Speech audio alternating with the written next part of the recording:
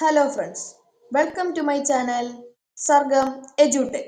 Please like, comment and share. Subscribe our channel കൂടാതെ bell icon enable ചെയ്യുക. Hello friends, അപ്പോൾ നമ്മൾ ഇന്നത്തെ വീഡിയോയിൽ ഡിസ്കസ് ചെയ്യാൻ പോകുന്നത് സ്വാതന്ത്ര്യാനന്തര ഇന്ത്യയിൽ നടന്ന ചില സംഭവങ്ങളും അതുമായി ബന്ധപ്പെട്ട ചില കാര്യങ്ങളുമാണ്. അപ്പോൾ നമുക്ക് നേരെ വീഡിയോയിലേക്ക് കടക്കാം.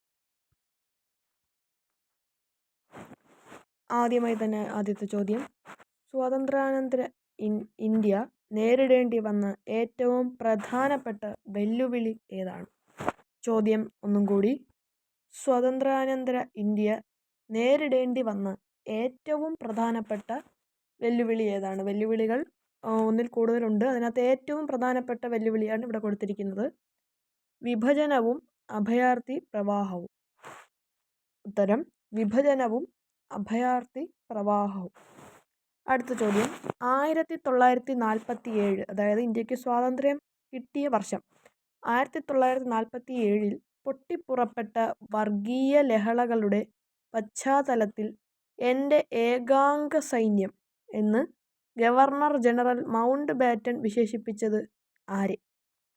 1947 പൊട്ടിപ്പുറപ്പെട്ട വർഗീയ ലഹളകളുടെ പശ്ചാത്തലത്തിൽ എൻ്റെ ഏകാംഗ സൈന്യം എന്ന് ഗവർണർ ജനറൽ മൗണ്ട് ബാറ്റൺ വിശേഷിപ്പിച്ചത് ആരെ? ഉത്തരം ഇന്ത്യയുടെ രാഷ്ട്രപിതാവായ ഗാന്ധിജിയെ. ഉത്തരം ഇന്ത്യയുടെ രാഷ്ട്രപിതാവായ ഗാന്ധിജിയെ. അടുത്ത ചോദ്യം, ഗാന്ധിജി വെടിയേറ്റു മരിച്ചത് എന്ന്? ഗാന്ധിജി വെടിയേറ്റു മരിച്ചത് എന്നാണ്? ഉത്തരം 1948 ജനുവരി 30.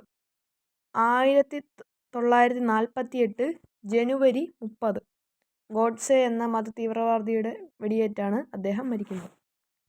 അടുത്ത ചോദ്യം, ഇന്ത്യയിൽ രക്തസാക്ഷി ദിനമായി ആചരിക്കുന്നത് എന്ന്? ഇന്ത്യയിൽ രക്തസാക്ഷി ദിനമായി ആചരിക്കുന്നത് ഏത് ദിവസമാണ്? ഉത്തരം ഗാന്ധിജി മരിച്ച ദിവസമാണ്. ഉത്തരം ജനുവരി 30. ഉത്തരം ജനുവരി 30. അടുത്ത ചോദ്യം, 1947 ഓഗസ്റ്റ് 14 അർദ്ധരാത്രിയിൽ ഭരണഘടനാ നിർമ്മാണ സഭയിൽ വിധിയുമായുള്ള കൂടിക്കാഴ്ച എന്ന പ്രസംഗം നടത്തിയത് ആര്? 1947 അർദ്ധരാത്രിയിൽ ഭരണഘടനാ നിർമ്മാണ സഭയിൽ വിധിയുമായുള്ള കൂടിക്കാഴ്ച എന്ന പ്രസംഗം നടത്തിയത് ആരാണ്? ഉത്തരം ജവഹർലാൽ നെഹ്റു. ഉത്തരം ജവഹർലാൽ നെഹ്റു. നമുക്ക് അടുത്ത പേജിലേക്ക് കടക്കാം.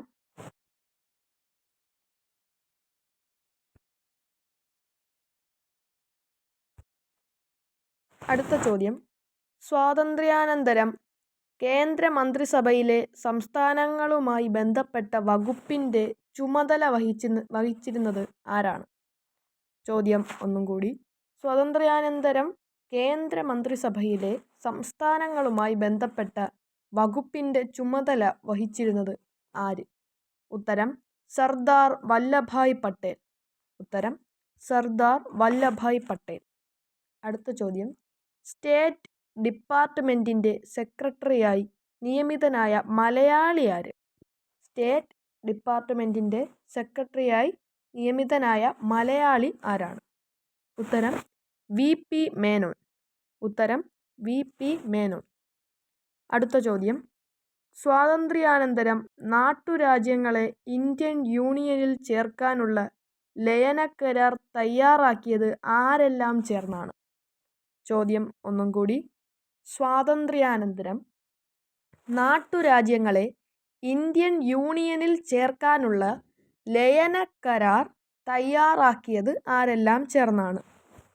ഉത്തരം സർദാർ വല്ലഭായ് പട്ടേൽ, വി പി മേനോൻ എന്നീ 2 പേർ ചേർന്നാണ് ഈ ലയനക്കരാർ തയ്യാറാക്കിയത്. ഉത്തരം സർദാർ വല്ലഭായ് പട്ടേലും വി പി മേനോനും. അടുത്ത ചോദ്യം, ലയനക്കരാർ പ്രകാരം ഏതൊക്കെ വകുപ്പുകളുടെ നിയന്ത്രണമാണ് നാട്ടുരാജ്യങ്ങൾ കേന്ദ്ര സർക്കാരിന് കൈമാറേണ്ടി വന്നിരുന്നത്. ലയനക്കരാർ പ്രകാരം ഏതൊക്കെ വകുപ്പുകളുടെ നിയന്ത്രണമാണ് നാട്ടുരാജ്യങ്ങൾ കേന്ദ്ര സർക്കാരിന് കൈമാറേണ്ടി വന്നിരുന്നത്? ഉത്തരം പ്രതിരോധം, വിദേശകാര്യം, വാർത്താവിനിമയം. 3 വകുപ്പുകളാണ്. പ്രതിരോധം, വിദേശകാര്യം, വാർത്താവിനിമയം. പ്രതിരോധം, വിദേശകാര്യം, വാർത്താവിനിമയം. അത് വളരെ ഇമ്പോർട്ടൻ്റ് ആയിട്ടുള്ളതാണ്. പ്രതിരോധം, വിദേശകാര്യം, വാർത്താവിനിമയം. നമ്മുടെ വീഡിയോ ഇവിടെ അവസാനിക്കുന്നു. അടുത്തൊരു വീഡിയോ കാണും വരെ എല്ലാവർക്കും ശുഭദിനം. Thanks for watching. ലൈക്കും സബ്സ്ക്രൈബും ചെയ്യാൻ മറക്കല്ലേ.